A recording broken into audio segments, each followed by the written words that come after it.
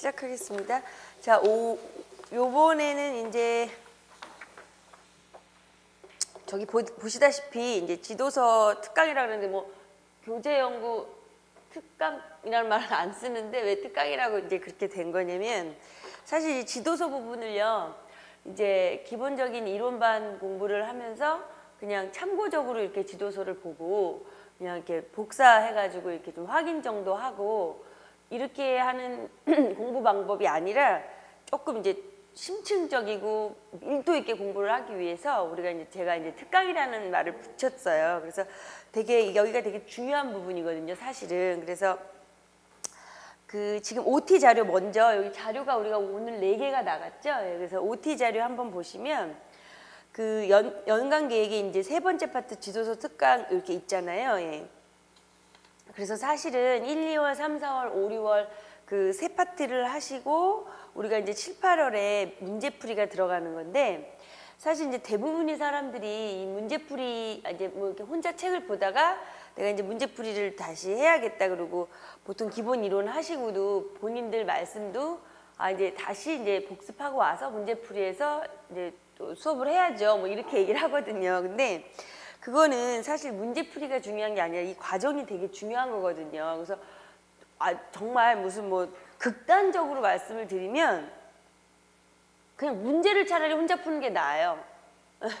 극단적으로 말씀을 드리면 근데 그렇게 하라는 뜻이 아니라 뭐 이거 아니면 이거 아니다 흑백 논리라면은 그게 맞는 건데 대부분이 이거를 오해하고 앞에 부분은 그냥 혼자 이렇게 좀 그냥 쭉 읽고 뭐 이래야겠다 이렇게 생각을 하시는데 절대 그러시면 안 되고 지금 우리가 인강으로 이제 이 수교를 인강으로 공부하는 선생님이 더 많이 계시거든요. 예, 그러니까 이 부분에 있어서 제가 자꾸 높아지면 늘 말씀을 드리는 거예요. 그래서 특별히 이게 이제 혼자 읽고 뭐 좀 확인하는 게 이제 문제가 있기는 하지만 그게 특별히 이제 내용하고 약간 좀 컨셉이 다르잖아요. 이러다 보니까 자칫 잘못하면 이게 되게 위험한 과목이 될 수 있어서 늘 말씀을 드리는 거고요. 그래서 일단은 항상 그 인강으로 하신다 해도 제발 그 진도를 놓치지 말고 따라오시기를 부탁을 드리고요. 그 다음에 이제 지도서 특강에서 이제 아까 말씀드린 게 정말 여기가 더 중요해요. 되게 밀도 있고 되게 심층적으로 다뤄야 되고 그 다음에 이제 이거를 듣기 위해서 사실은 이제 딱 요거만 보자면은 또 요거만 이제 처음 뭐 예를 들어 이제 약간 인강의 순서가 다르고 그 다음에 또 준비하는 게 이제 또 다양하시니까 여기를 뭐 먼저 듣거나 하시는 분들이 뭐 그렇게 무리는 없어요. 어렵지는 않거든요. 근데 이제 더 중요한 건 뭐냐면 좀 이론적인 것들을 무장한 상태에서 이거를 보면 훨씬 이게 좀 더 수월하게 될 수 있다는 말씀을 드릴게요. 그래서 이제 드디어 기본 이론과 교재 연구에서 조금 무거운 이론들을 했다면 여기는 가볍지만 훨씬 실전적인 것들이 많아요. 그래서 그 지금 이제 그 전에 개강 전에도 뭐 톡으로도 그렇고 이렇게 질문들을 많이 하셨는데요. 지금 우리가 이렇게 보면 이제 전체적으로 이제 교과서죠. 교과서 자체가 아직은 2015는 이제 제가 감기가 걸려가지고 아직은 2015 자체가 있지도 않고 지도서도 나오질 않았는데 일단 우선 2009 개정이 현장에서 지금 돌아가고 있기 때문에 그 중학교에는 1학년, 2학년, 3학년에 이제 교과서들이 있고요. 고등학교는 이렇게 교과서죠, 말하자면. 근데 지도서도 이렇게 돌아가고 있어요. 그래서 지금 우리가 이제 지도서로 나가는 데 있어서는 제가 이렇게 이 중학교 같은 경우는 영역별로 나눠놨고요. 5가지 우리가 가장 기본적으로 알아야 되는 거죠. 수화, 연산, 문자식, 함수, 확률, 통계, 기하. 이거 다 기억하고 계시는 것처럼. 예. 그리고 고등학교도 이제 이거에 해당하는 영역이지만 이제 이걸 이제 과목에서 여기 이제 쉽게 말하면 이 과목 안에들의 이제 너무 여러 가지가 이제 이렇게 짬뽕이 돼 있죠. 그래서 그렇게 나누기엔 좀 어려움이 있더라고요. 고등학교는. 그래서 OT 자료를 보시면 그 중학교 같은 경우, 그러니까 5월에는 거의 중학교 정도를 좀 정리하고 6월 달에는 고등학교 걸 정리할 거예요. 그래서 여기 보시면 중학교는 영역별로 나갈 거고요. 그 다음에 고등학교 같은 경우는 그 이제 수 원투, 미적 원투, 확률, 통계, 기하 이렇게 나갈 거예요. 그래서 이렇게 말씀을 드리는 이유는 가장 큰 질문이 뭐냐면 이제 그 지도서 같은 경우는 뭐 사야 하냐, 그래서 필요한 부분만 복사해가지고 보고, 그 다음에 또 제일 위험한 게 뭐냐면 이제 같이 준비하는 아주 절친이라고 해도 공유를 하더라고요, 지도서를. 근데 그것처럼 정말 왜 웃냐면 그건 진짜 좀 그래요. 내가 평생 내가 어떻게 살아갈 것인가를 하기 위한 선생님, 이제 내가 지금 평생 먹고 산다는 말은 좀 그렇지만 평생을 그냥 그거와 함께 갈 직업을 선택하면서 우리가 선생님이 되시고자 하면서 지도서를 뭐 사야 하네, 말아야 하네, 뭐 복사를 이런 건 좀 아닌 것 같아요. 그래서 지도서가 이제 좀 이제 부담이 될 수는 있지만 뭐 차라리 그러면 뭐 솔직히 어차피 그 뭐 복사를 해서 같이 나누는 건 상관없지만 하나를 갖다 같이 보는 친구들이 있는 적이 좀 예전에 제가 봤어요. 근데 그러시면 안 되고 일단은 그래서 이제 되게 많아요. 건수를 말하면 6권에다 중학교 거 3권 하면 되게 두껍거든요. 그래서 지금 직강에 나오시는 선생님들은 그 중학교 1, 2, 3 거를, 그러니까 말하자면 오늘 우리가 수화 연산과 문자의식에 관련된 걸 정리를 하기 때문에 그러니까 중학교 1, 2, 3을 동시에 들고 있어야 돼요. 그러니까 되게 힘들거든요. 무겁고. 그러니까 그래서 이제 어떤 경우는 이제 그걸 따로 편집해가지고 따로 묶기도 하는데 그거는 또 이제 나중을 위해서 좀 그렇기도 하니까 우선 일단 좀 무거워도 어쩔 수가 없고 인강을 들으셔서 선생님 집에서 하시니까 뭐 그냥 뽑아서 책 놓고 하면 되니까 상관은 없을 것 같아요. 네, 그래서 일단 이제 지금 요 2가지 영역 오늘 다 못할 수도 있지만 일단 전체적인 진도는 이렇게 되고 요거 이렇게 해서 4번 정도로 제가 끊어놨죠 제가. 예. 그러니까 이제 뭐 어떤 부분을 나갈 것인가 이제 이걸 좀 보시라는 거와 중학교 같은 경우는 사실 물론 수학 전체적인 특징이 연계성과 계통성이 강력하지만 특히 중학교 같은 경우에서는 왜 영역으로 나눴냐면요. 그러니까 오늘 수화 연산을 배우기 위해서 수를 배우기 위해서 이제 1학년에서 2학년에서 3학년으로 흘러가는 그 흐름과 말하자면 이제 구조도 같이 봐야 되기 때문에 특별히 중학교는 그렇게 나눈 거고요. 고등학교도 그렇게 해도 되는데 고등학교는 사실은 과목을 또 이렇게 나누는 이유가 문과와 이과가 나누어지기 때문에 그렇게 이런 영역별로 나누는 것이 더 그러니까 공부하시는데 이해하는데 불편하기 때문에 그렇게 안 했어요. 그래서 이제 내가 5, 6월에 이제 지도서를 정리할 때는 요 OT 표 보시면은 OT 자료에서처럼 이런 식으로 나가야겠구나 이렇게 해서 이제 좀 계획을 짜시고요. 그러니까 이제 저도 보시면 이제 물론 저는 이제 강의를 해야 하기 때문에 준비할 때 그 수 연산을 따로 이렇게 하나 만들었지만 이 포스트잇이나 이런 것들이 장난이 아니에요. 근데 지금 제가 이렇게 살짝 인강 선생님들 때문에 보여드리는 이유는 이제 여기 OT 자료에서 제가 이제 6번의 실천 방법을 늘 항상 살짝 변해요. 강의 개강별로. 근데 요번 같은 경우에는 이제 그 읽기 연습에서 예전에 이제 이론서들을 읽고 뭐 실론을 읽고 반복하시라고 그랬지만 이번에는 우리가 하는 이 지도서를 복습을 하신 다음에 그걸 다 보고 이럴 수는 없기 때문에 이제 물론 진도 나가면서 말씀을 드리겠지만 거기 있는 것처럼 지도상의 뭐 목표나 유의점이나 지도 방법이나 평가 주안점이라든가 요걸 좀 위주로 이렇게 보시면 돼요. 예. 그래서 이제 전체적으로 나갈 영역을 제가 이렇게 말씀을 드린 거고요.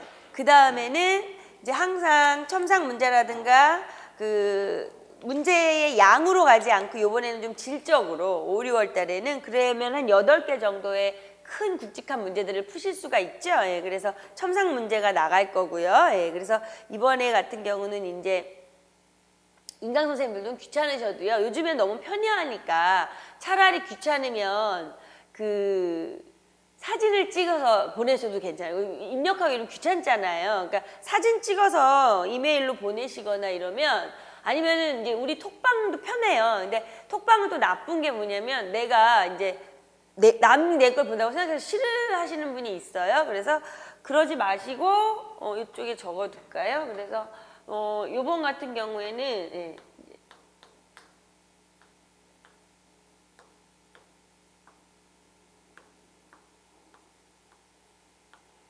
그게 좋을 것 같아요.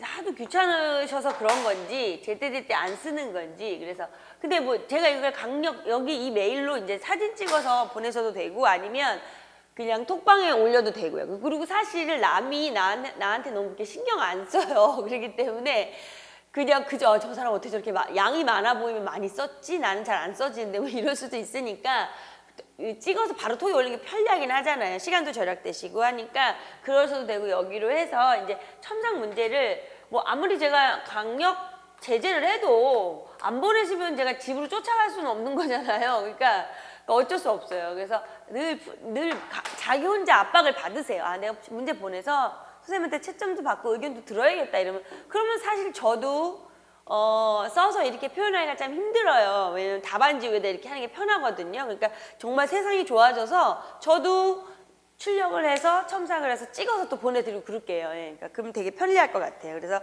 5, 6월 달에는 이제 그런 식으로 조금 이 직강에 오신 선생님들인데 다음 주에 검사하는 이런 식으로 좀 천천히 생각하는 문제. 특히 오늘 문제는 이렇게 벌써 보신 분들 보시면 2개를 드렸는데 하나는 이제 지도서를 한번 본 다음에는 충분히 할 수 있는 내용이고요. 두 번째 문제 같은 경우는 조금 약간 좀 자유롭게 좀 서술해 보라고 하는 주제예요. 그래서 이따 또 말씀드리겠지만 그래서 첨삭 문제가 나갈 것이고 자, 그 다음에 이제 늘 지도서 하고 그 다음에 오늘처럼 무슨 자료가 하나 딱 같이 나갈 거예요. 그래서 그거 양식은 이제 똑같은데 항상 이렇게 보시면 이렇게 왼쪽 오른쪽에 2009, 2015 개정에서 중학교 거 지금 이제 그 영역별로 나와 있는 거 드리고 그거하고 관련된 거. 그러니까 우리가 이거 사실은 다 공부했죠. 학습상의 유의점이나 뭐 평가 방법상의 유의점이나 공부를 했는데 이게 되게 중요한 자료예요. 그리고 이런 스타일로 우리가 이제 지도서 강의를 잘 안 들어보셨을 거예요. 그래서 제가 이렇게 하는 이유는 저도 뭐 처음에도 옛날에도 지도서를 많이 여러 번 해봤지만 어떤 식으로 해도 제일 재미가 없고 그러니까 이제 사람들 스스로가 지도서 자체는 그냥 혼자 읽어보면 되겠구나 이렇게 생각을 하시는 선생님들이 많아요. 근데 그렇게 하면 안 되겠기에 제가 지금 이제 자료 먼저 볼게요. 자료 보시면 왼쪽에 2009 뭐 오른쪽에 요거 있죠? 2015에서 진하게 칠해놓은 게 이제 오늘 우리가 첫 번째 할 영역이다 이렇게 해놓은 요거 한번 보시면서 보시면서 이제 보면 왜 그게 지금 2009 개정으로 2015 개정 2개를 다 넣어놓은 거고요. 좀 불편하죠. 우리가 아직까지는 어쩔 수가 없어요. 2개를 다 늘 같이 보는데 수, 연산, 문자와식, 함수, 확률, 통계, 기하 영역이 이제 왼쪽에 있고요. 이 얘기가 거기 나와 있고요. 그 다음에 1학년, 2학년, 3학년에서 이제 가로로 보시면 이게 수 연산을 먼저 볼게요. 수 연산을 가로로 보시면 이제 소인수 분해, 최대 공약수, 공배수, 정수, 사칙 계산, 그다음에 2학년에서 순환소수, 유리수와 순환소수, 3학년에서 제곱근, 무리수, 실수 이렇게 루트식 계산 이런 게 있잖아요. 근데 사실은 거기서 크게 변한 거는 거의 없어요. 거의 없는데 이제 15 과정으로 보시면은 좀 그 내용 요소라고 해가지고 좀 간단하게 표현을 했죠. 그리고 더 웃긴 건 2009 개정에서는 학년 군제 그래서 중학교 1학년, 3학년 군으로 해가지고 뭐 약간 넘나들 수 있게끔 가르친다 이렇게 해서 했지만 지금 그거와 같은 영역은 1학년, 2학년, 3학년을 정확히 구분했잖아요. 근데 이제 2015 개정에서는 사실은 그냥 내용 요소다 이런 식으로 해서 학년이나 이렇게 여기다가 구분을 하지 않고요.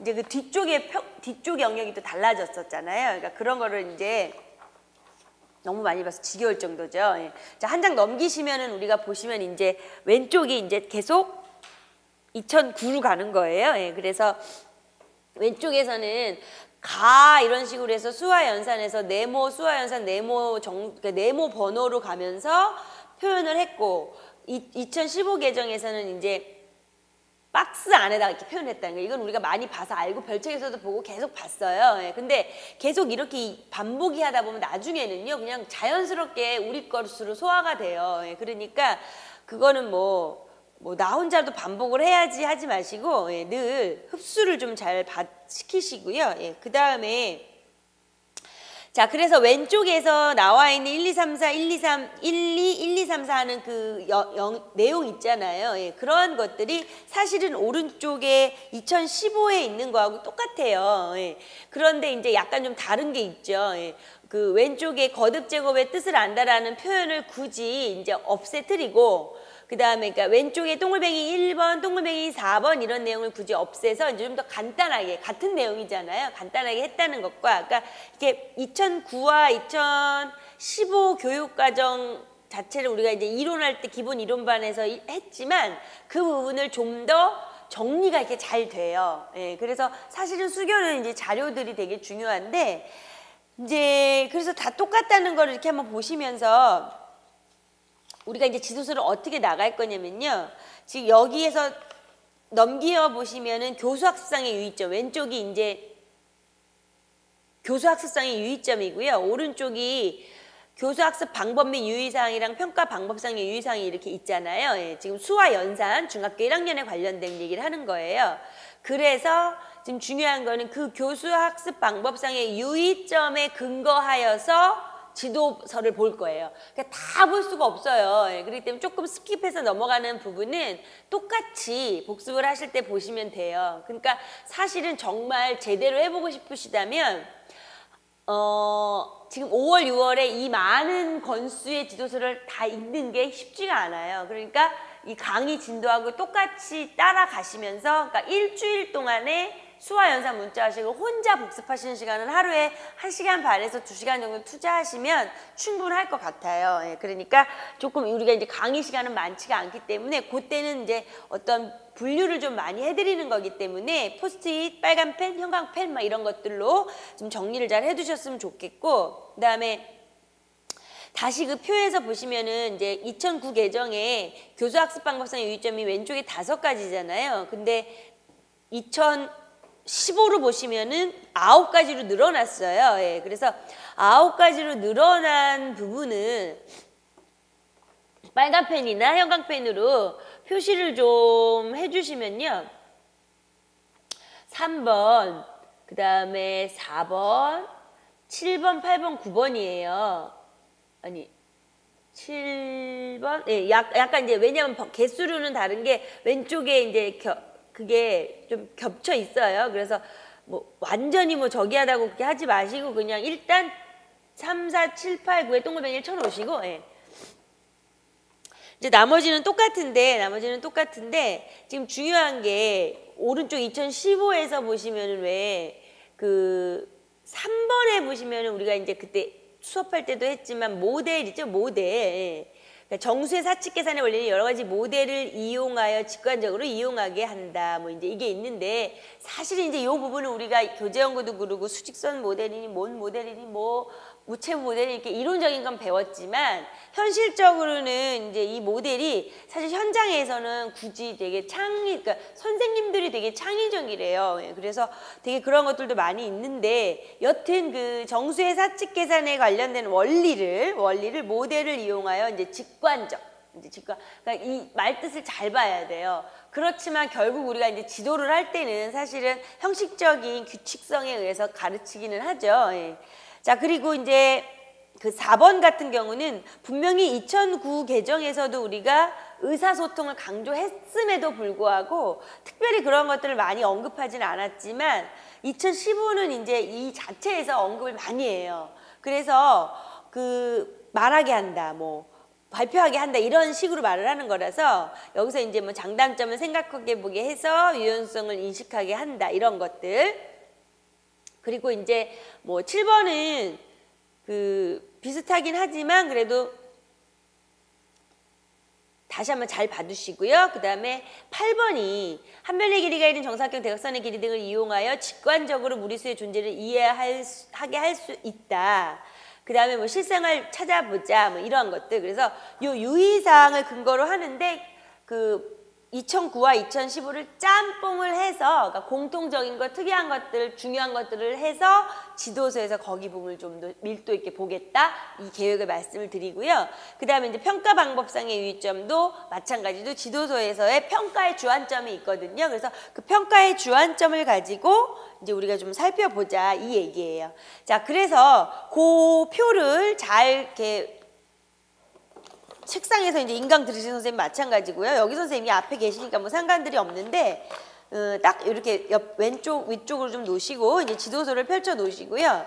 지도서 같은 경우가 이제 다시 헷갈릴까봐 다시 말씀드리지만 이제 요건 이제 지우도록 할게요. 예, 그래서 이제 지금 5월에 나가는 그 중학교 거 영역하는 부분에서 수화 연산 파트의 중1, 2, 3 요 순서예요. 그래서 처음에 그 지도서를 3권을 갖고 계시다면 첫 번째 수화 연산 파트에서 이제 그 단원의 개관이 있어요. 단원의 개관. 그래서 단원의 개관들을 한번 같이 좀 잘 보고 넘어갈 건데요. 단원의 개관에서 보시면은, 그러니까 이제 이게 굳이 이게 우리가 뭐 사실 여기를 뭐 모르고 어려운 내용이 있는 건 아니기 때문에 참 이게 가르치는 사람이나 배우시는 분들이 여기가 참 애매모호해요. 예. 자, 단원의 개관을 이제 항상 펼쳐놓고 보시면 거기 단원의 지도 목표, 단원의 지도상의 유의점이 있어요. 예. 그래서 이건 이제 가장 큰 전체적인 그 지도 목표를 말하는 거고 전체적인 유의점을 말하는 거예요. 그래서 뒤에서 또 반복이 돼요. 예. 그래서 사실 여기에 나와 있는 이 목표들을요 계속 반복해서 읽다 보면 외워져요. 예. 그러니까 이제 그 말씀을 드리는 건데 항상 이제 이렇게 목표하고 유의점이 나오고요. 이제 그 밑에 보면은 또 그 이론적 배경이 있잖아요. 예. 이렇게가 구성이 되어 있어요. 예. 그래서 여기 같은 경우는 사실은 단원의 목표나 유의점은 이제 계속해서 반복이 되지만 이론적 배경이 이제 처음 나왔을 때 어떠한 것들이 나와 있나를 항상 살펴보세요. 그래서 이제 거기 보시면 폐한호 공리하고 뭐 소수, 음수 발생,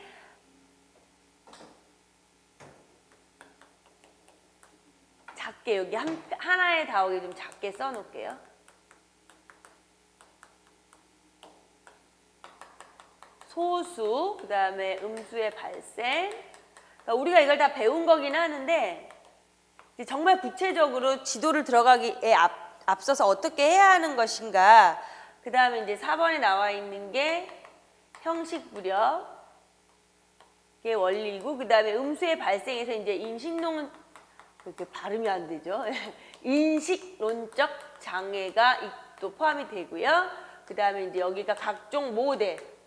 그쵸, 이제 이렇게 있어요. 예. 그 다음에 이렇게 보시면 항상 우리는 이건 다 아는 내용이지만 이 흐름을 놓치면 안 되겠기에 제가 이제 보는 거예요. 그러니까 읽을 때 이제 우리가 같이 공부를 할 때 이제 여기는 이제 각자 나중에 보고 항상 뒤에서 반복이 될 거니까 그냥 넘어갈 거고요. 그래서 단원의 이론적 배경에서 우리가 알아둬야 될 것들을 이렇게 보시면 지금 같은 경우에는 이제 피아노 공리는 우리가 다 알고는 있는 거지만 학생들에게 이 부분을 뭐 지도하거나 이럴 수는 없을 거야. 이해할 수 없어. 특히 중학교 1학년이기 때문에요. 하지만 우리는 어느 정도는 좀 알아둘 필요는 있는 거죠. 예. 그래서 왜 이걸 하게 됐는가 해서 그 오른쪽 구퉁이의 페이지, 이게 페이지가 참 특이하기 때문에 이제 헷갈리실 수 있어요. 그래서 오른쪽 구퉁이의 페이지에 99페이지에 위에 또 1번부터 5번까지 있었잖아요. 예. 공리들. 예. 그래서 그 공리가 세가 1번, 2번, 3번의 공리가 나타내는 게 이제 자연수의 집합의 원소를 판정하는 기준이에요. 밑에 물론 다 나와 있지만, 그래서 피아노 공리에서는 이 공리들을 갖고 학생들에게 지도하기는 좀 그래요. 그래서 원래 요거를 이제 갖고 예전에는 이게 이제 수능 문제도 좀 응용이 되고 이랬는데, 그러니까 1번, 2번, 3번은 자연수의 집합의 원소를 판정하는 기준이 되는 공리고요. 그 다음에 4, 5번의 공리는 그 자연수 집합 안에 두 원소가, 그러니까 말하자면은 임의의 자연수의 집합에서 1, 2, 3, 4, 5, 6, 7 자연수의 집합에서 임의의 두 원소를 뽑아냈을 때에 걔네들이 서로 같은가 다른가에 대한 그런 공리. 그 다음에 5번은 이제 수학적 귀납법이 되는 거잖아요. 예, 그래서 요렇게 이러한 이제 피아노 공리에 대한 것들이 사실은 이제 그 조금 학생들의 눈높이에서 설명할 수만 있다면 하고 들어가면 좋은데 이게 되게 어려운 부분일 수 있기 때문에 이건 좀 조심스럽고요. 그 다음에 이제 자연수라는 자체를 학생들에게 대신에 그 밑에 나와 있는 중간에 나와 있는 99쪽의 중간의 말처럼 그 물체의 개수를 셀 때 사용하는 기수 측면하고 그 다음에 순서를 셀 때 나타내는 서수 측면, 뭐 요 정도로만 학생들에게 어떤 걸 좀 구분시켜 줄 수 있다면, 얘들아 자연수라는 개념은 기수와 서수 쪽에서 두 가지 측면이 있다라는 식으로 해서 한 이제 그 정도만을 지도를 할 수 있을 거지만 우리는 이제 피아노 공리 정도는 알고 있으니까요. 그리고 이제 유클리드의 저 원론에서부터 이제 소수라는 자체를 이제 정의를 내렸잖아요. 예, 그래서 그 소수라는 자체를 정의를 내려서 왜 무한히 많은가에 대한 그 박스 안에 증명 내용이 있죠. 예, 그래서 여튼 이 소수에 대한 얘기, 그다음에 이제 음수의 발생과 형식 부력의 원리와 모델에 대한 건 우리가 교재 연구 첫 번째 시간에 수 연산을 배울 때 또 우리가 여기에 대해서는 잘 다뤘었잖아요. 예, 그래서 이제 이러한 것들의 내용이 나와 있는 거예요. 앞에 단원의 이론적 배경 안에. 그러니까 항상 지도서를 우리가 볼 때 전체적인 목표 유의점은 각자 보실 것이고 이론적 배경이 있을 때 여기도 뭐 같이 볼 일은 없어요. 왜냐하면 다 아시는 교재 연구서 다 했던 그거 갖다 그냥 그대로 똑같은 내용이에요. 그래서 이제 그런 내용이 있다라는 거. 대신에 제 생각에는 이제 노트를 정리하시거나 이제 개념 노트가 있으시잖아요. 다 우리가 뭔가를 정리할 때 요런 식의 정리가 참 좋아요. 지금처럼 이제 뭔가 내용을 복습을 하기 위해서도 마찬가지고요. 어차피 여기 이 미주알 고주알은 지도서를 진짜 봐야 돼요. 근데 그러니까 그거 말고에 관련된 것들은 이렇게 크게 정리해 놓으면 이론적 배경에는 이런 게 있다. 사실 이런 것들은 우리 머릿속에 다 들어있어야 되는 거잖아요. 그러니까 이렇게 해서 정리를 하시면 도움이 많이 되실 것 같아요. 자, 그래서 다시 한번 강조하지만 아까 나눠드렸던 자료를 다시 보고 지도서는 한 장을 더 넘겨볼게요. 자, 그래서 나눠드린 자료에서는 첫 번째 이제 약수 배수를 자연수의 범위에서 다룬다는 거, 이제 그게 이제 중요한 얘기지만 일단 이제부터는요, 큰 숫자의 페이지를 부를게요. 예, 오른쪽 밑에 보시면 큰 숫자의 페이지가 있어요. 12, 13, 그러니까 교과서 페이지를 말하는 거예요. 자, 그래서 12, 13으로 보이는 데 보시면 이제 소인수 분해에 대한 이제 들어가는 거예요. 중학교 1학년들한테 이것을 배울 때 13쪽에 보시면 지도 목표, 유의점, 지도 방법 이렇게 용어들 이렇게가 있어요. 그러니까 거기 우리는 이제 선생님의 기준으로 봤을 때는 오른쪽에 거기를 위주로 많이 보시고요. 이제 우리가 교과서는 우리가 이제 참고를 하는 거죠. 지도를 한다고 생각을 할 때. 그렇기 때문에 이제 여기 같은 경우는 지금은 그럴 수가 없는데 이제 저하고 같이 정리를 잘 해놓으시고 그 다음에 이제 혼자 복습하실 때는 마치 사고 실험하는 것처럼 좀 하시면 도움이 많이 되실 거예요. 자, 그래서 항상 가장 중요한 게 뭐냐면 우리가 지금 소인수 분해라는 단어를 들어갔을 때 여기서 제일 중요한 거는 거듭 제곱의 그 뜻을 가르쳐야 되는 거고요. 거듭 제곱의 뜻과 소인수 분해의 그 뜻 이런 것들을 가르쳐야 돼요. 그러니까 그 부분에 대해서는 사실 거듭 제곱을 지도서상에서 교과서상에서 뭐라고 이야기하는가를 우리도 정확히 알아야 돼요. 그래서 밑줄을 치실 때 정확히 쓸 수 있을 정도로 알아야 되는 부분은 좀 색깔펜 뭐 다른 색을 좀 구분을 하세요. 예. 자, 그래서 일단 우선 자 13쪽에 되어 있는 거에 오른쪽에 먼저 항상 볼게요. 지도 목표하고 유의점이 있는데 지도 목표에서 1번, 2번, 3번, 4번 있죠? 예, 거듭 제곱을 그 다음에 소수, 합성수, 소인수 알게 해야 되고 소인수 분해하는 방법을 가르치는 게 목표예요. 그러면 이렇게 생각하실 때 항상 내가 지금 중학교 1학년을 가르쳐야 한다. 이 입장에서 오늘 소인수 분해를 가르쳐야 할 때 나는 무엇을 가르쳐야 하는가? 그게 바로 목표잖아요. 그렇게 생각하시면 암기의 과목이 되지 않아서 훨씬 도움이 많이 되실 거예요. 나 이제 오늘 얘네들한테 거듭 제곱하고 소수, 합성수, 소인수 가르쳐 줄 거고 소인수 분해하는 방법 가르칠 거야. 이렇게 생각을 하시고요. 대신에 내가 유의해야 할 점은 뭐냐면 학생들에게 이제 우리는 지수가 자연수인 것까지 중학교 1학년이니까요. 자연수인 것만 할 것이고 그 다음에 소수라는 자체는 자연수의 범위라는 거를 가르쳐 줘야 되고 그 다음에 약수와 인수를 엄밀하게 구별짓진 않는다. 이렇게 머릿속에 넣고 들어간다는 거죠. 예. 자, 그래서 첫 번째 거듭 제곱이란 무엇인가에 대한 그 생각해 봅시다에 나오는 이야기들이 있잖아요. 예. 그런 것들은 한 번씩 읽어보시면 이 생각해 봅시다는 사실은 제 생각에는 이제 그 객관적인 기준으로 볼 때는 생각해 봅시다를 한 번씩 읽어보시면 이제 2차 시험 보실 때도 많이 도움이 되실 거예요. 실현을 해야 하는 곳에 이제 우리가 상황에서는요. 예. 자, 그래서 중간에 생각해 봅시다. 고양이 쥐 바로 밑에의 지도 방법에 밑줄 쳐놓을게요. 같은 수를 여러 번 곱한 수를 적는 것의 번거로움을 알고 이를 간단히 나타낼 수 있는 방법에 대해서 생각해 보게 한다. 예. 자, 그래서 아까 말씀드린 것처럼 13쪽의 밑에 보면 이제 거듭 제곱에 대한 정의를 내려놨어요.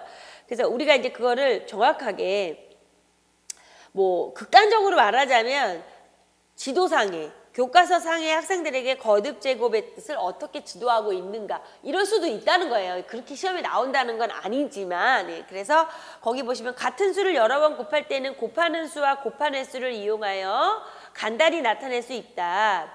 예를 들어 2번, 3번, 4번 해서 이렇게 표현이 되어 있고 그 밑에 보시면 제곱, 세제곱, 네제곱 이렇게 있잖아요. 그래서 이들을 통틀어 2의 거듭 제곱이라 하고 2를 거듭 제곱에 및 동글뱅이 그 다음에 위에 조그만 자연수들 그것을 이제 거듭 제곱의 지수라고 한다. 요렇게 이제 정확한 교과서상의 정의. 우리가 거듭 제곱을 모르는 게 아닌데 교과서상의 지도서상의 정의를 정확히 기억해 두시라는 거예요. 그러면 엄밀히 말해서 뒤에서 배우겠지만 양의 정수가 뭐야 라고 하면 양의 정수 양수지 뭐야 이러면 안 되잖아요. 학생들에게는 자연수 앞에 양의 부호를 붙인 거, 자연수 앞에 음의 부호를 붙인 거. 그럼 뭐 유리수도 마찬가지예요. 분자와 분모가 자연수로 이루어져 있는 것에 양의 부호를 붙인 거, 음의 부호를 붙인 거. 이렇게 정확하게 그 지도서와 교과서상의 뜻을 알아야 된다는 거예요. 그걸 우리가 모르시는 게 아니잖아요. 그런데 그걸 다시 꼬집어서 정리를 해둬야 되는 게 5, 6월 달의 컨셉이에요. 자, 그래서 거듭 제곱 그렇게 다른 색깔로 뭔가 좀 표시를 해 놓으시고요. 그러니까 여기서 지금 이제 가장 중요한 게 뭐냐면 그러니까 주제가 있잖아요. 지금 이제 예를 들어서 거듭 제곱이다. 제가 이 말씀을 드리는 거는 뭐냐면 이 지도서가 이 광대한 지도서를 중고를 합쳐서 거의 6권에 9권에 대해 해당하는 지도서를 자주자주 보게 되는 상황은 좀 드물어요. 그렇게 흔히 오질 않아요. 예. 그리고 다른 거에 치이다 보면 볼 수가 없기 때문에 아까 말씀드린 것처럼 5월, 6월 달에 그리고 이제 이론을 배우면서 지도서를 참고적으로 이렇게 참고하는 것보다는 딱 날 잡아서 말하자면 5, 6월 안에 날 잡아서 딱 정리를 해야 할 때 지금 나중에 이제 딱 정리를 제대로 해놓으면 그 나중에 이렇게 볼 때 이렇게 눈에 딱딱딱 들어와야 돼요. 그러니까 지금 이거와 같이 지금 제가 말씀드린 이제 제 예를 들어드리는 거예요. 방법적인 예를 드는데 조금 더 시간을 절약하고 합리적인 공부 방법에 대한 얘기 때문에 이제 이게 우리가 이제 가장 큰 주제잖아요. 이걸 해야 하는. 그러니까 이런 부분이 있고요. 이제 그 교과서 가운데 애들 나오고 막 큰 숫자로 나오는 이런 페이지들을 보면 지금 제가 조금 전에 말씀드린 교과서상에 그다음에 지도서상에 그러니까 말하자면 학생들에게 지도하는 이거에 대한 정확한 정의 조금 전에 거듭 제곱의 정의다 뭐 이런 정의를 확인할 것이고요. 그다음에 이제 거기에 보면 또 의사소통하고요. 또 모듬 활동이 있어요. 그 다음에 이제 이 상황이 되면 제가 막 이게 코가 넘어가는 거라서 목소리가 지금 되게 이상한데요.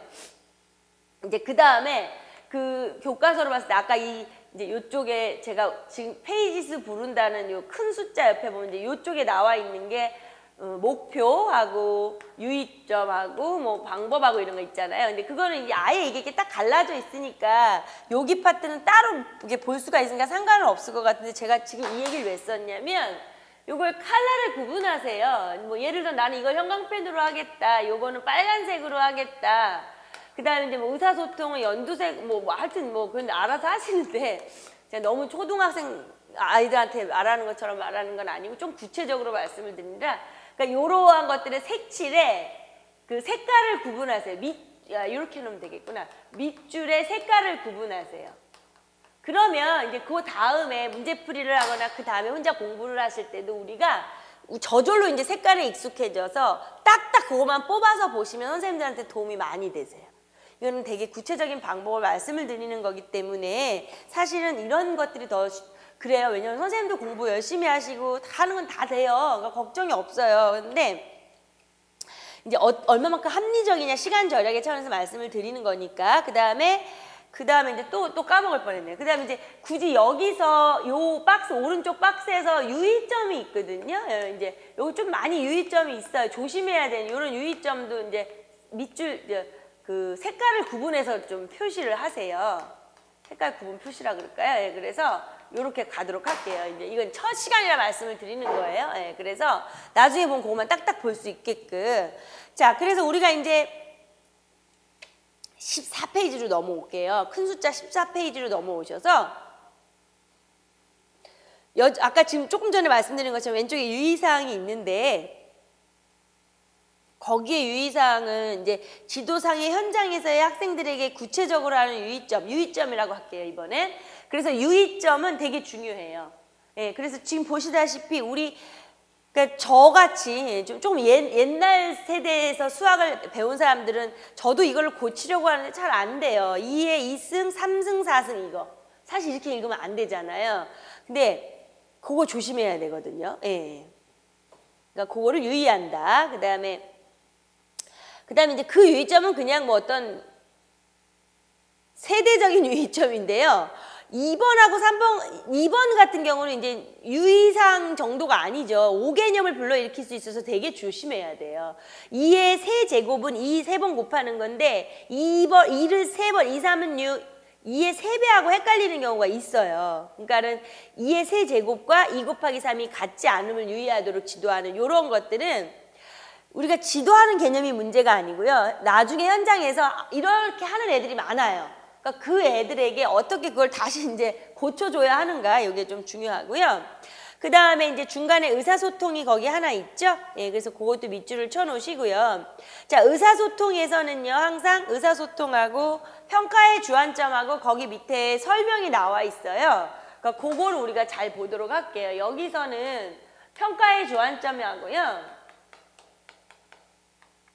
플러스 거기 밑에 이제 해설이 있잖아요. 예, 그것까지 되게 중요한데 지금 여기에 의사소통에서 우리가 원하는 게 뭐냐면 거듭 제곱으로 나타내면 편리한 게 뭐냐. 그러니까 이게 처음에 이 거듭 제곱을 하게 되는 목표예요. 처음에 왜 우리가 학생들에게 이걸 가르치는가에 대한 앞에서 얘기한 것처럼 그거를 이제 사실 이제 뭐 선생님들이 이제 현장에서 우리가 한다면 애들한테 정말 토론을 시킬지 내가 진짜 질문을 해서 얘 아무개야 뭐 말해보렴 이렇게 할지 뭐 그거는 중요한 게 아니지만 여튼 예, 그래서 이제 그런 부분에 대한 의사소통을 이렇게 시킨다는 것과 그 다음에 이제 바로 이제 소수가 나와요. 그래서 소수도 마찬가지로 소수 부분을 도입을 하는 데 있어서 쌓기나무를 가지고 이제 중학교에서 이렇게 접근을 하고 있구나 이런 걸 알아두시고요. 예.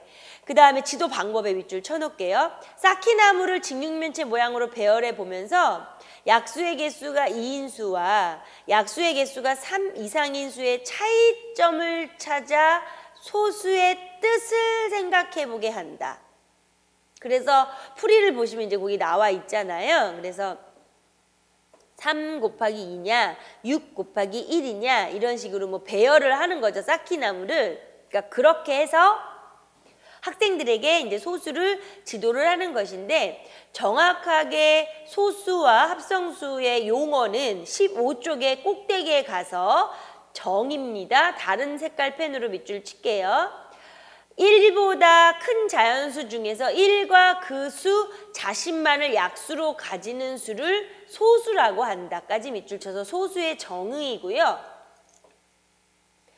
그 다음에 합성수는 1보다 큰 자연수 중에서 1과 그 수 자신 이외에 다른 약수를 가지는 수.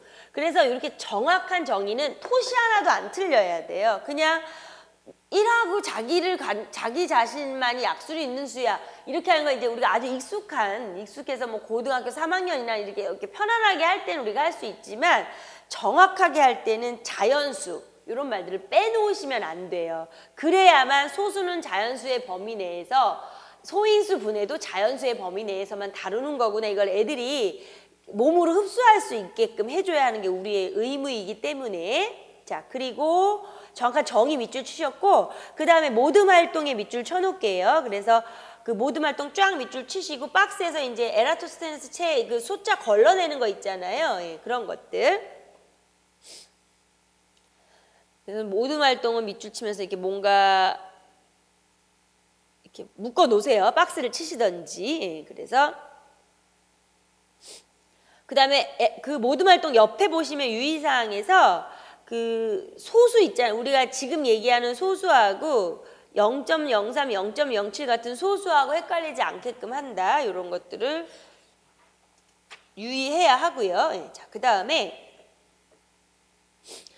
이제 16쪽에 가서 어떤 여학생이 서 있는데 생각해 봅시다 있잖아요. 거기서 소인수 분해는 무엇인가 밑줄 치시고요. 그다음에 바로 그 지도 방법에 보시면 이제 24라는 숫자를 이제 뭐 1, 24, 22, 38, 46 이렇게 이제 이렇게 24를 분할한 거죠. 말하자면 분할을 했는데 거기에서 소수인 것만 찾으니까 2하고 3이더라. 그래서 2와 3으로 표현을 하는 방법을 지금 설명하는 거죠. 그래서 여기서도 정확하게 정의에는 정확한 밑줄을 쳐놓을게요. 소수인 인수를 소인수라고 한다. 밑줄 치시고 조금 내려가면 5번 문제 밑에 예제 1번 중간에 이와 같이 20을 소인수들만의 곱으로 나타내는 것을 소인수 분해한다고 한다. 밑줄 쳐놓으세요. 자, 그리고 그 예제 1번이 또 1번부터 해서 그 오른쪽 17페이지로 가셔서 9번, 10번, 11번 같은 거에 전체적으로 보실 때 소인수 분해하는 방법들이에요. 그러니까 사실은 예제 1번을 조금 더 다른 박스를 쳐놓듯이 이제 하시고요. 방법, 3가지의 방법으로 소인수 분해하는 걸 눈여겨 봐두세요. 그러니까 60을 그냥 머릿속에 생각하면서 2 곱하기 30, 또 30을 2 곱하기 15, 15를 3 곱하기 5 이렇게 나누는 방법 1번과 두 번째처럼 이렇게 가지나무 이렇게 그리는 것처럼 이렇게 가는 거, 그 다음에 나누기 하는 것처럼 하는 방법 3가지 방법 이런 식으로 소인수 분해하는 다양한 방법, 다양하다기보다는 약간 이제 표현의 차이인 것 같아요. 요거는. 근데 어떤 식으로 하든 결과는 같고 학생들에게는 가장 편리하게끔 니네들이 편리한 방법을 사용해도 괜찮다라는 거는 특별히 상관없어요. 어디다 제한을 두는 거는요. 자, 그 다음에 넘겨서 다시 또 애들이 그 의사소통이 있어요. 그래서 의사소통의 소인수 분해를 이용하여 자연수의 약수를 구하면 어떤 점이 좋은지 얘기해보자에 밑줄 치시고요. 남자의 여자가 이제 뭐 얘기하고 있잖아요. 그래서 이 의사소통 평가의 주안점은 소인수 분해를 이용해서 약수를 구하는 장점이 뭐냐. 이게 지금 학생들에게 이제 애들이 그런 어떤 얘기를 할까를 우리가 평가하는 건데 가장 중요한 거는 뭐냐면 풀이의 첫 번째 줄에 밑줄을 쳐놓으시고요. 자연수의 약수를 구할 때 소인수 분해를 이용하는 이유죠. 빠짐없이 구할 수 있다라는 거죠. 별표 쳐주세요. 빠짐없이. 하나라도 빼먹으면 안 되니까. 그래서 소인수 분해를 이용하는 거니까 학생들이 질문을 할 때 근데 왜 선생님 약수 저는요 뭐 12 같은 거 보면은요 12 같은 수수면 1, 2, 3, 4, 6, 12 이렇게 약수 잘 찾아내는데요. 뭐 이럴 수도 있잖아요. 애들이 중학생이니까. 근데 그런 거를 말하는 게 아니라 큰 숫자로 가면 갈수록 복잡해질 때 네가 그렇게 머릿속에서만 생각을 하면 빠뜨릴 수가 있단다. 뭐 이런 얘기를 해준다는 거죠. 자, 그 다음에 이제 최대 공약수, 최소 매수인데 이거는 이제 사실은 여기에서는 이제 생각해 봅시다 해서 보면 뭐 거기 뭐 애들끼리 뭐 연필 나눠 갖고 어쩌고저쩌고 뭐 이런 이야기들 나오잖아요. 그러니까 그런 것들 보시면서 밑으로 와서 서로소 있는데 예. 최대 공약수가 1인 두 자연수를 서로소라고 한다. 자, 요렇게 정확하게 근데 학생들이 어떻게 하냐면요.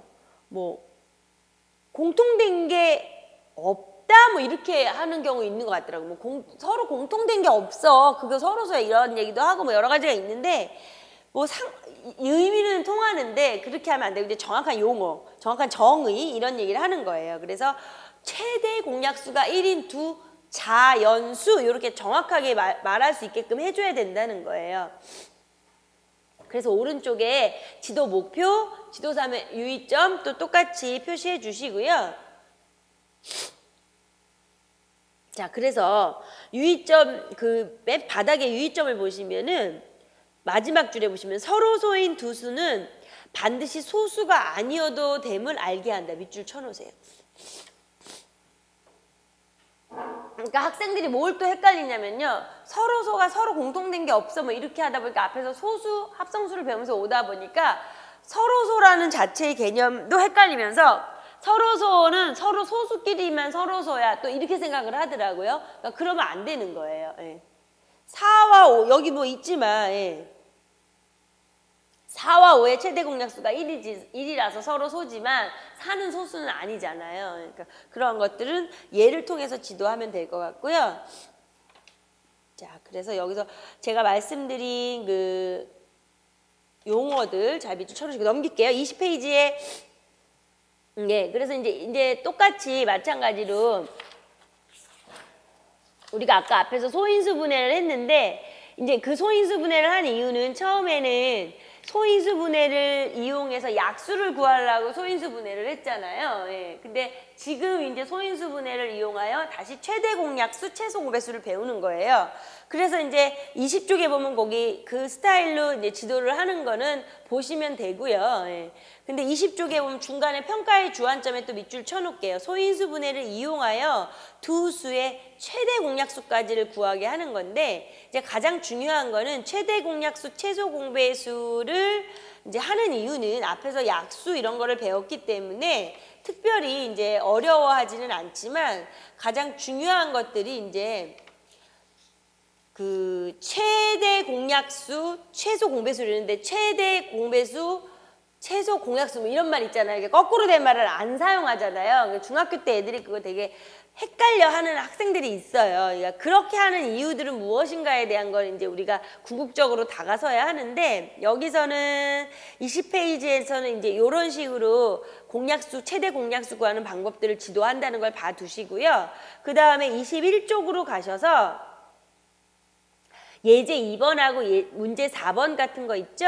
그런 것들은 이제 연결을 좀 해놓으세요. 이렇게 예제 2번과 문제 4번을 쫙 연결을 해놓으시고 문제 4번 밑에 평가의 주안점에 밑줄 칠게요. 최대 공약수를 이용하여 실생활 문제를 해결할 수 있게 한다. 이러한 것들은 지금 다 이제 그 유의점이라든가 우리가 이제 교육 과정상에서 계속 언급되고 있는 내용들이고요. 그 다음에 의사소통에 그 애들이 둘이 칠판 앞에 서서 이제 하는 거 있죠. 어떻게 하는 게 더 편할까 이렇게 이야기하고 있는데 그거에도 평가의 주안점에 밑줄을 치고요. 104와 117의 최대 공약수를 여러 가지 방법으로 하는 데 있어서 어떠한 게 더 편한 건가를 이제 표현을 이야기를 하는 거예요. 어떻게 근데 그게 편리하다라는 개념이 틀리지 않고 수학에서 틀리지 않고 쉽게 구하는 거잖아요. 그러기 때문에 뭔가를 빠뜨리면 안 되는 거니까. 그러니까 이제 사실은 남자애처럼 한다 그러면은 뭘로 공통으로 나누는 그 소인수를 찾는 게 쉽지 않아요. 근데 여자애처럼 하면은 눈에 보이잖아요. 13이라는 게. 그러니까 이제 어떤 그런 차이점들을 지도한다. 이렇게 지도한다 얘기고요. 자, 그 다음에 유의점, 꼭대기로 올라가서 다시 유의점에 밑줄 좀 칠게요. 최대 공약수를 구하는 방법으로 소인수 분해를 이용하는 방법 이외에 공통인 소인수로 나누어 구하는 방법도 있으나 소인수 분해를 이용하는 것에 중점을 두어서 지도한다. 밑줄을 별표를 쳐 놓을게요. 우리가 현재 지도서상에서 소인수 분해를 이용해서 구하는 방법에 약간 포커스를 맞추자 이 소리예요. 그러한 것들은 좀 기억을 하셔야 돼요. 지도상에서 우리가 소인수 최대 공약수 구할 때 학생들에게 뭐 이렇게 되고 저렇게 되고 아까 이 앞에서 한 것처럼 다양한 방법을 전파하지만 결론적으로는 어디에 포커스를 맞추느냐는 좀 기억을 해 두시고요. 자, 그 다음에 2번에 최대 공약수의 약수는 두 수의 공약수와 같다는 사실을 확인시켜야 되고요. 3번에 세 수의 공통으로 있는 소인수만을 곱해야 하는 것에 유의. 밑줄 쳐놓을게요. 그래서 여기에 이제 교수 학습 방법상의 유의점하고 달라요. 여기 지도상의 유의점은 좀 많이 중요해져. 구체적인 거, 현실적인 거. 자, 넘겨서 22쪽에 최소 공배수에다 다시 밑줄을 치시고요. 거기서도 마찬가지예요. 이제 생각해 봅시다가 이제 행성들을 가지고 이제 접근을 하고 있는 이러한 부분을 잘 봐두시고요. 아까도 말씀드렸지만 이 생각해 봅시다 같은 거는 이제 나중에 2차 수업 시험 같은 거 하고 이럴 때요. 아이디어가 이런 데서 좀 샘솟아요. 그러니까 이렇게 잘 봐두세요, 그냥. 예. 자, 그 다음에 왼쪽에 유의점, 바닥 왼쪽에 유의점이 있는데 보시면 1번, 공배수는 공약수와는 달리 무수히 많이 있음을 알도록 한다. 그 다음에 또 마찬가지로 2번에 소인수 분해를 이용하는 것에 중점을 둔다 되어 있죠. 예. 공통인 소인수와 공통이 아닌 소인수로 구성되어 있음을 유의한다. 자, 그래서 이 소인수 분해를 통해서 최소 공배수, 최대 공약수를 구하게 하는 이유 또한 마찬가지예요. 앞에 거하고. 뭐냐면 아까 그 앞에서 그 의사소통하는 데서 남자애는 아직 칠판에다가 104랑 117을 갸우뚱하면서 못 쓰고 있고 여자애는 썼잖아요. 예, 그런데 그런 것처럼 갸우뚱하고 못 쓰고 있을 필요가 없는 거예요. 뭐로 하면? 소수로 시작을 하면. 그쵸? 예, 그래서 되게 중요한 거고요. 그래서 마찬가지로 최소 공배수 자체도 23쪽에 이렇게 이제 진하게 해놓고 예제 4번 있죠. 예, 비커죠? 그거 나오는 거. 예, 시료. 그 문제도 좀 표시해놓고 나중에 한번 잘 봐두시고요. 예. 제가 이렇게 예제 중에서 몇 가지를 뽑아서 좀 잘 봐두시라는 것들은 사실은 이제 만약에 이제 우리 뭐 시험 문제로 기출 문제로만 본다면은 그 기출 문제 지문에 이용될 수 있을 것 같은 문제들 그런 거를 말씀드리는 거니까 표시를 그렇게 해두세요. 예. 실제로도 그렇게 많이 이용되고 있어요. 예, 실제로도. 자, 그 다음에 그 23쪽에 비커 시료 나오는 그런 문제들이 이제 다시 한번 눈여겨봐두시고 바로 그 옆에 유의점에 밑에 세 줄 밑줄 칠까요? 세 수 모두의 공통인 소인수, 두 수의 공통인 소인수, 공통이 아닌 소인수를 모두 곱해야 한다는 것에 유의하여 지도한다. 그러니까 최대 공약수 구하는 거하고 살짝 다르잖아요. 그래서 그런 부분을 설명해 줘야 되고요. 그 다음에 넘겨서 24쪽에 가서 유의점에 바로 두 줄 밑줄 쳐놓으세요. 서로 공통인 소인수가 없는 서로 소인수의 최소 공배수는 두 수의 곱과 같음에 유의한다.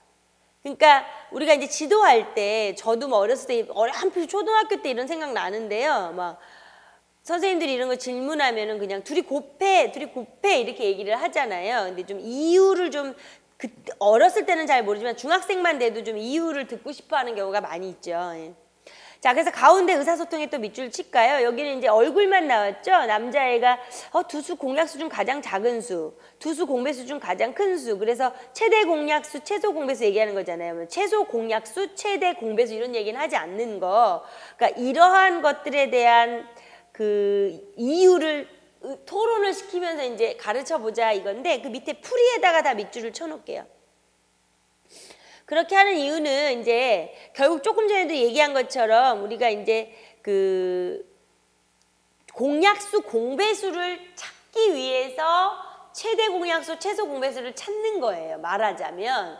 그러니까 최대 공약수만 찾다 보면 그거의 약수, 최소 공배수를 찾다 보면 그거의 배수를 찾아 나가는 게 과정이기 때문에 그렇게 해서 공약수와 공배수를 쉽게 구할 수 있다에 중요 표시해 놓으시고요. 공약수 중 가장 작은 수는 1이고 공배수 중 가장 큰 수는 구할 수는 없다.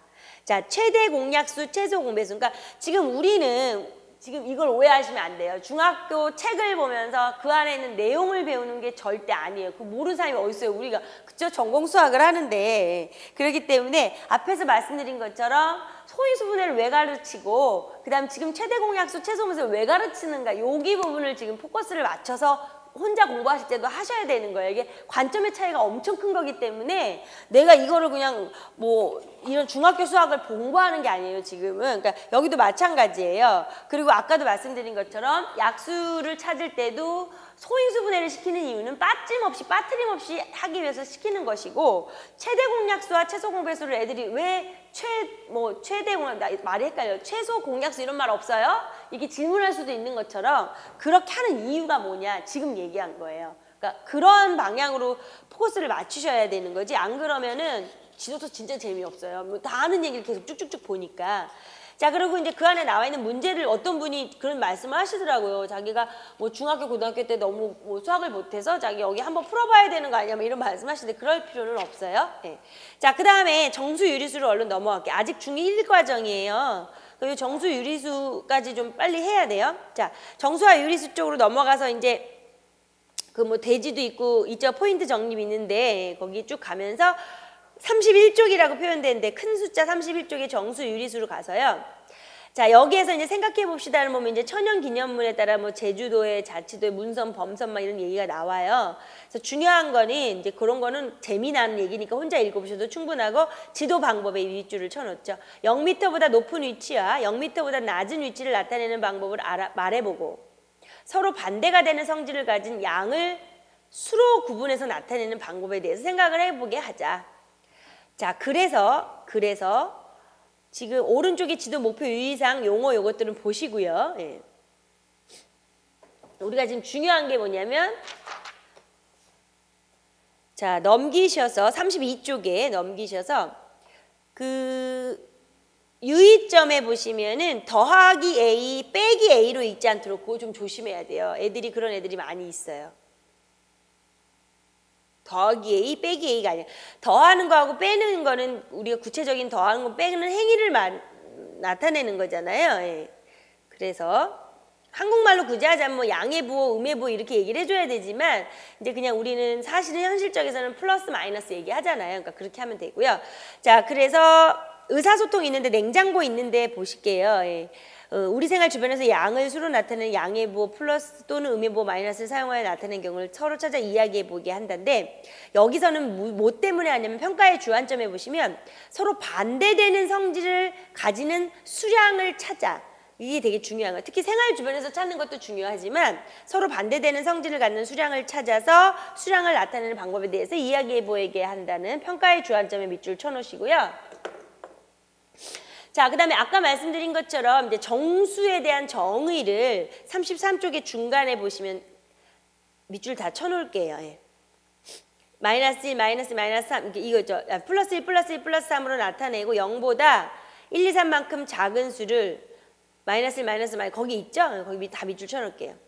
그래서 결국 자연수의 양의 부호를 붙인 플러스 1, 플러스 1, 플러스 3은 양의 정수 음의 부호를 붙인 마이너스 1, 마이너스 2, 마이너스 3은 음의 정수 이렇게 정확히 애들이 양의 정수가 뭐예요? 음의 정수가 뭐예요? 할 때 이야기해야 하고 0까지 포함을 해서 합쳐서 정수라고 이야기를 한단다. 그리고 간단하게 양수, 음수 이렇게 표현을 해도 된다라는 얘기를 해줘도 되지만 이제 그런 부분은 이제 실수까지 가서 해줘도 되니까요. 우선 양의 정수, 음의 정수의 정확한 정의 밑줄 쳐놓으시고요. 그 다음에 유의점에 오른쪽에 유의점 보시면은 뭐 수직선에서도 양의 부호는 생략할 수 있고 눈금의 간격을 갖도록 지도하는 거 이런 건 참고적 지도고요.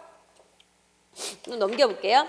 넘겨서 이제 유리수는 무엇인가 34쪽에 유리수는 무엇인가 해서 신문 밑에 나오는 지도 방법에 생활 주변에서 분수로 표현되는 상황을 찾아 분수로 나타내어 보게 한다. 밑줄 치워놓고요. 지도 방법. 그러니까 생활 주변에서 분수로 표현되는 것을 찾아보게 한다는 건데 그게 그렇게 이제 되게 쉽지는 않죠. 학생들에게는.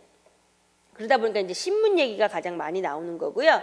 자, 그 다음에 35쪽에 6번에 올라가서 이제 드디어 거기서 정확히 그거와 같이 분모 분자가 자연수인 분수에 양의 부호를 붙인 수를 양의 유리수 또 그거와 같이 분모 분자가 자연수인 분수에 음의 부호를 붙인 음의 유리수 그래서 양의 유리수, 0, 음의 유리수를 통틀어 유리수라고 한다. 거기 다 밑줄 쳐주세요. 유리수의 정의를 중학교 1학년 교과서에서 이렇게 정의 내리고 있는 거예요. 그래서 예전하고 살짝 바꿔진 부분이 없지 않아 있죠. 예.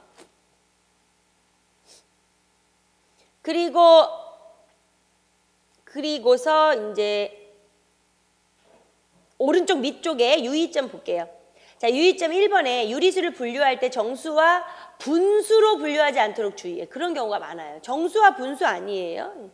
정수와 정수가 아닌 유리수예요. 그거 되게 조심하시고요.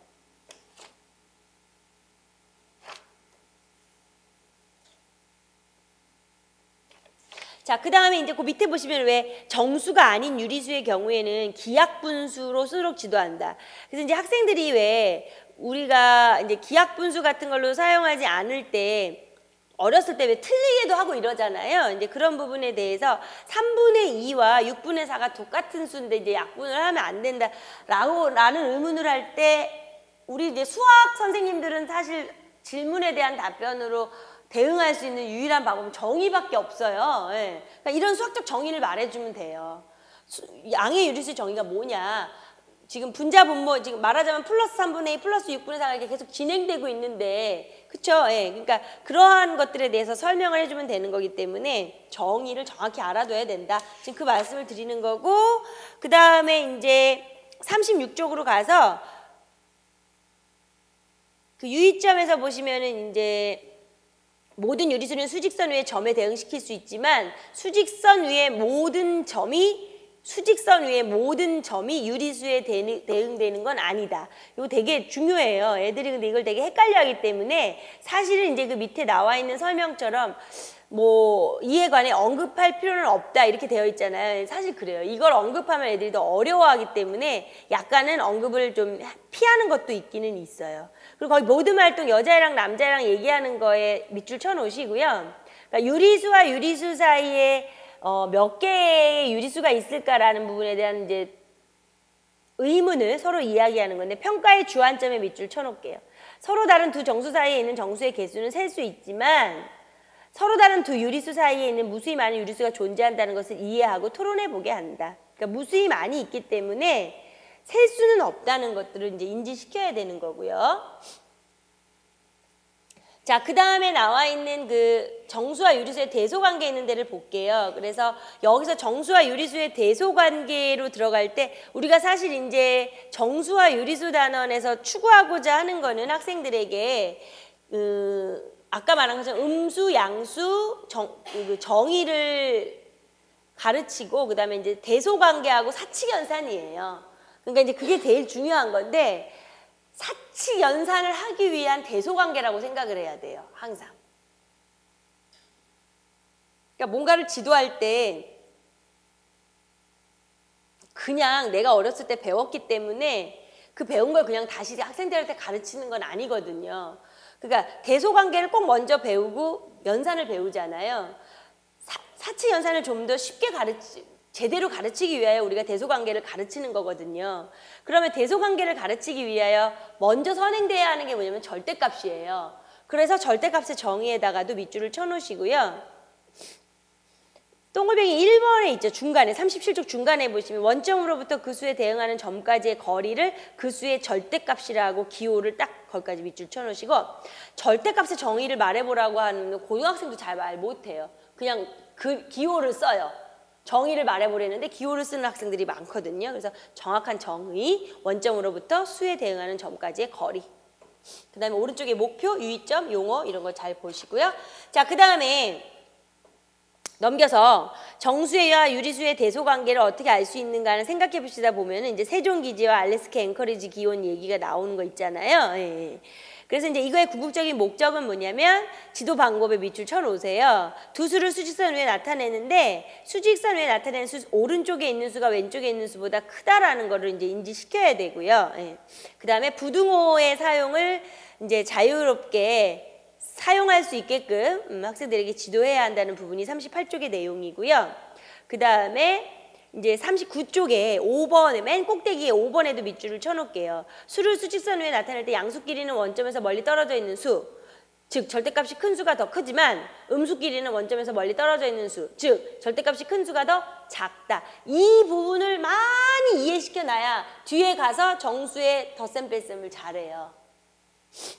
여기 부분에서 헷갈리면 애들이 뒤에 가서 덧셈 뺄셈을 어려워한다는 거죠. 그래서 그 40쪽에 이제 애들이 대화 의사소통이 또 있어요. 그래서 절대값이 5인수가 절대값이 3인수보다 큰 거야? 뭐 이제 이렇게 이야기하는 대화들 보이죠? 예. 그러니까 절대값만으로는 대소관계를 비교할 수 없어요. 그거를 이제 애들에게 알려주고자 하는 거죠. 그렇죠? 자, 그 다음에 오른쪽에 41쪽으로 가서도 이제 덧셈 뺄셈이 드디어 나와요. 덧셈 뺄셈 이제 정수와 유리수의 사칙 연산, 곱셈 나눗셈까지가 나오는데 여기서도 지금 캥거루가 가는 이야기를 통해서 동쪽 서쪽 이렇게 지도하는 방법이에요. 그래서 이건 이제 처음에 뭐 모델이라고 하기보다는 약간 그 덧셈 같은 그 덧셈 뺄셈에 관한 연산을 학생들에게 처음에 이제 직관적으로 좀 인지시키고자 한 이제 캥거루의 예를 들은 건데 결국에는 42쪽으로 가서 결국에는 지금 양혜정 그 42쪽에 2번하고 3번을 보시면 왜 그 안에 또 동글뱅이 1, 2, 3, 4번이 있잖아요. 양양, 양음, 음양 이렇게 해서 더하게 하는 경우요. 그러니까 여기서 이제 말하자면 이제 수직선 위에서 지도를 하게 하는데 그게 이제 가장 이제 편리하지만 학생들에게 이해를 쉽게 돕기 위한 방법이다. 하지만 이제 이렇게 해서 충분히 직관적으로 이해를 시킨 다음에 밑에 박스에 보시면 정수와 유리수의 덧셈에 대한 패턴을 규칙을 가르쳐 주죠. 부호가 같은 두 수의 합은 두 수의 절대값의 합에 두 수의 공통인 부호를 붙이고 부호가 다른 두 수의 합은 두 수의 절대값의 차에 절대값이 큰 수의 부호를 붙인다. 이렇게 결론적으로는 어쩔 수가 없어요. 형식적으로 지도를 한다. 근데 나쁜 점은 뭐냐면 그 규칙을 먼저 가르쳐 주지는 않는다는 거죠. 네, 그게 되게 유의해야 할 점이고요.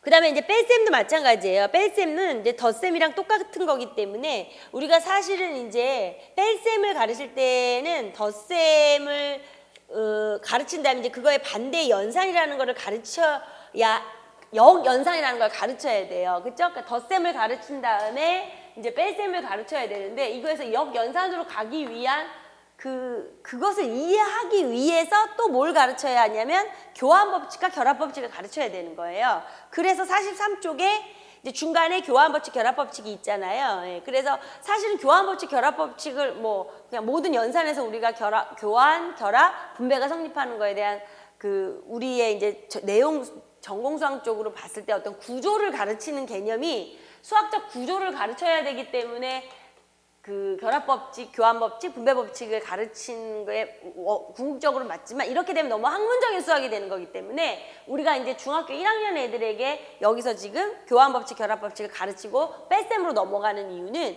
사실은 구조적인 개념보다는 그 역연산으로서 가르쳐야 되잖아요. 그러니까 다음을 가르치기 위한 미리 개념을 가르치는 거죠. 그래서 두 수는 바꿔서 계산해도 상관이 없고 그 다음에 더하기를 할 때 이제 앞에 두 개나 뒤에 두 개나 뭔가 결합을 먼저 해도 상관이 없다라는 걸 충분히 이해시킨 다음에 뺄셈으로 넘어간다는 거예요. 그래서 44쪽으로 가서 정수의 유리수와 뺄셈을 어떻게 하는가에서 이제 이런 생각해 봅시다. 이런 것들은 뭐 약간 뭐 지금 우리가 이제 두산동화 기준으로 하고 있지만 약간의 차이가 있을 수는 있어요. 근데 그건 신경 안 쓰셔도 되고요. 예. 자, 그래서 이제 뺄셈을 지도하는 방법도 마찬가지예요. 여기서 뺄셈을 지도하는 방법도 아까 표현을 했던 것처럼 이제 어디 있냐면 45쪽의 중간에 가서 보시면 왜 정수와 유리수의 뺄셈은 두 수의 뺄셈은 빼는 수의 부호를 바꾸어 더한다. 빼는 수의 부호를 바꾸어 더한다. 그러니까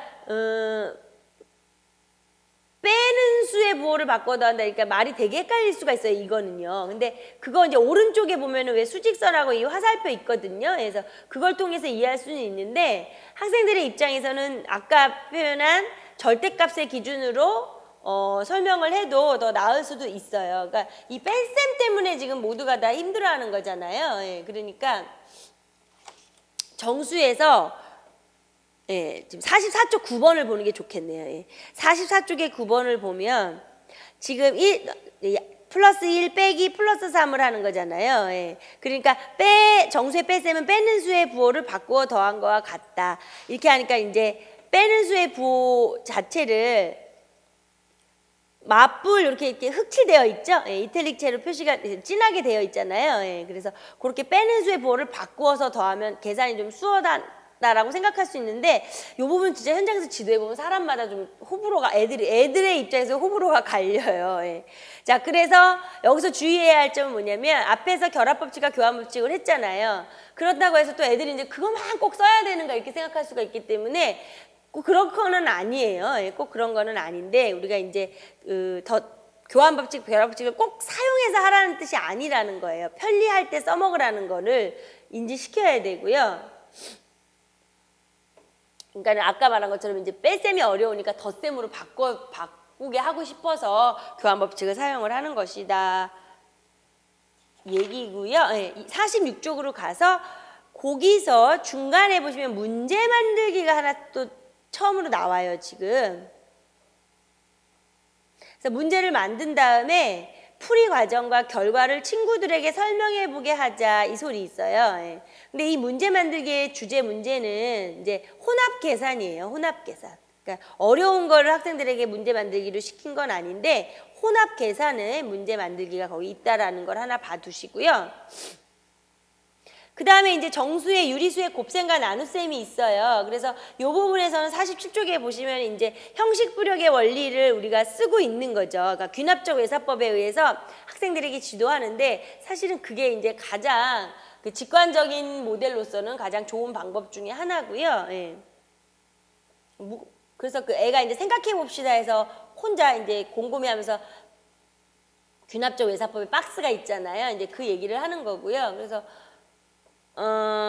또 계속 48쪽, 49쪽에 이제 그 얘기들이 나오고 있는 거예요. 그래서 곱하기에 대한 건 그렇게 특별히 거부감이 없는데 애들이 빼기에 대해서 되게 힘들어하죠. 빼기에 대해서. 그래서 유의점 볼게요. 48쪽의 유의점을 보시면 임의 수와 영의 곱은 항상 0임을 알게 하고, 예. 3번에 1번, 2번, 3번에 오류 조심하라는 거 있잖아요. 유의점 3번에 결과에 부호를 쓰지 않는 경우, 그 다음에 부호를 음의 정수끼리 덧셈으로 생각을 하는 경우, 같은 부호의 곱셈을 부호가 바뀐다고 생각하는 경우, 그런 경우 있어요. 그 3번 같은 경우 많아요. 애들이 5개념, 그러니까 또 5개념을 일으킬 수 있는 부분에 대한 시험 문제가 나올 확률이 많아요. 그럼 5개념이 이제 이 5개념을 불러일으키는 학생에 대한 5개념을 수정시켜 줄 수 있는 방법이 아까 말씀드린 것처럼 그냥 우리가 대응할 수 있는 건 정의밖에 없어요. 수학적 정의를 통해서 학생들에게 인지시켜야 되는 거죠. 그리고 나서 예를 통하여 반복적으로 이해를 시키는 것이 가장 중요한 방법이고요. 그래서 이제 여기 같은 경우는 이제 연산 연습을 시키는 거에서 이제 패턴들 보시면 이제 그것이 거기 51쪽이라고 쓰여 있는데 보면은요, 유의점에서 거듭 제곱의 계산에서 가로 마이너스 2 전체의 제곱과 마이너스 2 전체의 제곱의 차이점을 분명히 알도록 지도한다. 되게 헷갈려하죠, 이거? 학생들이 상당히 헷갈려하는 거죠. 그거 밑줄 쳐놓으시고요. 그 다음에 이제 52쪽에 여자애가 있는데 지금 얘기한 거 어려워한다는 게 여자애가 있는데 있어요. 그게 의사소통에.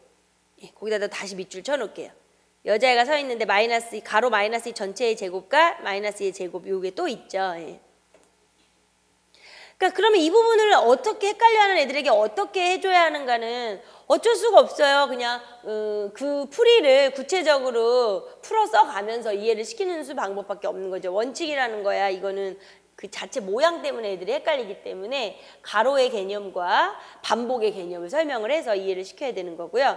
자, 그 다음에 53쪽으로 가셔서 정수형과 유리수의 나눗셈에는 어떻게 하는가 해서 남자애고 여자애가 있을 때 지도 방법 보이시죠? 가운데. 그래서 지도 방법에서 나눗셈은 곱셈의 역연산을 이해하도록 지도한다. 나눗셈 곱셈은 역연산임을 이해하도록 지도하고, 그 다음에 이제 여기서 좀 유의해야 될 게 많은 게 뭐냐면요. 우리는 뭐 이런 계산이 어려운 게 아니라 우리가 이제 지도를 할 때 지도하는 게 어려운 거잖아요. 그럴 때 54쪽의 유의점을 보시면 중간에 뭐 0 나누기 a는 0이지만 a 나누기 0, 0 나누기 0 같은 것들은 이제 나눗셈에서는 0으로 나누는 것을 생각하지 않는 부분에 대한 거를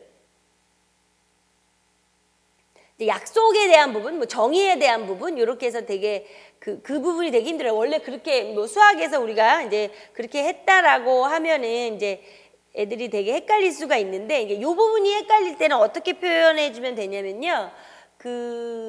이제 아까 양의 유리수나 정수의 정의, 수의 정의를 내릴 때 있어서 우리가 수의 정의를 내릴 때 자연수에다 0은 0으로 정의를 내렸고요. 예, 자연수를 가지고 정의를 내리는 부분으로 좀 접근을 해도 될 것 같고, 그다음에 이제 가장 좋은 거는 이제 0에 대해서 초등학교 때 또 배우잖아요. 왜 아무것도 없는 거에서 뭐 아무것도 없는 거 이렇게 먹을 것 같은 걸 갖고 초등학교 때 좀 배우기는 하는데, 이제 중학교 때라서 그렇게 그 부분을 어려워하진 않지만 우리가 주지는 시켜줘야 돼요. 0으로 나누는 것을 제외한다라는 걸.